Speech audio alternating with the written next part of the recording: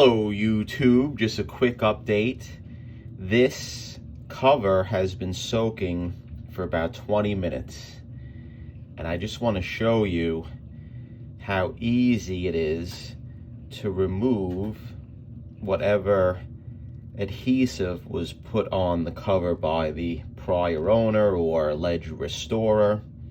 So as you can see, it's slowly lifting.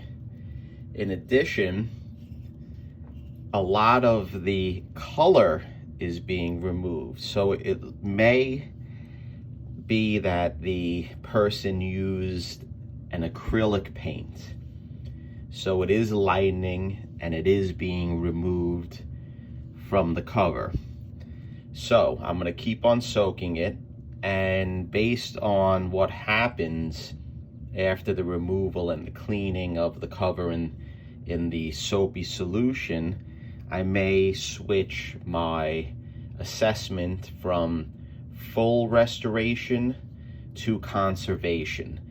But a lot has to do whether I will be able to remove the bleed through on the cover itself. And I did notice that there was some glue put on the corner or some hard substance of the cover, but we'll check that out, we'll see. Okay, YouTube, thank you and stay tuned.